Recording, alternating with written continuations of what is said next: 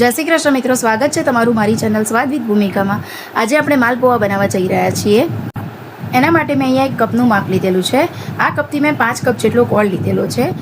મેં અત્યારે અહીં કપનું માપ લીધેલું છે, તમે કોઈ પણ વાડકીનું પણ માપ લઈ શકો છો। અને એની સાથે સાથે એની અંદર હું 5 કપ જેટલું પાણી ઉમેરીશ।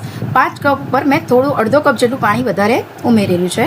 અને ગોળ અને પાણીને આપણે સારી રીતે મિક્સ કરી લઈશું। અને અહીંયા મેં ગોળ એકદમ ઝીણો સમારેલો લીધેલો છે। આપણે જેટલો જ ગોળ લીધો છે એના જ કપના માપથી મેં એટલો લોટ લીધેલો છે અને એને પણ આપણે સારી રીતે મિક્સ કરી દઈશું।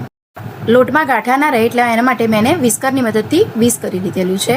અહીં આપણો લોટ સારી રીતે મિક્સ થઈ ગયો છે, તમે જોઈ શકો છો।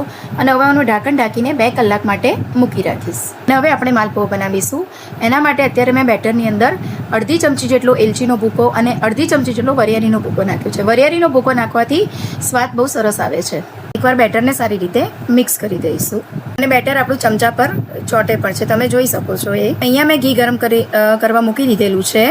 તમે તેલનો ઉપયોગ પણ કરી શકો છો, પણ માલપુઆ તો ઘીમાં જ સારા લાગે છે, એટલે મેં તો અહીંયા ઘીનો જ ઉપયોગ કર્યો છે।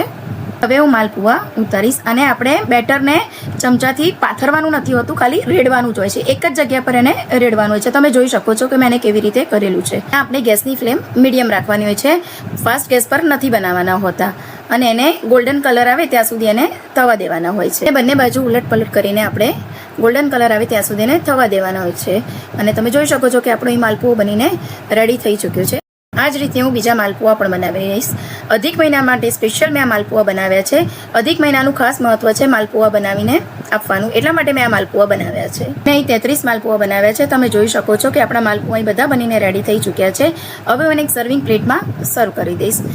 માલપુઆની ઉપર મેં થોડું બદામનું કતરણ અને ગુલાબની પાંખડીઓ મૂકીને મેં સર્વ કર્યું છે। તમને મારી આ રેસીપી પસંદ આવી હોય તો મારી ચેનલને લાઇક, શેર અને સબસ્ક્રાઈબ કરો અને મને કમેન્ટ પણ કરો। Thank you.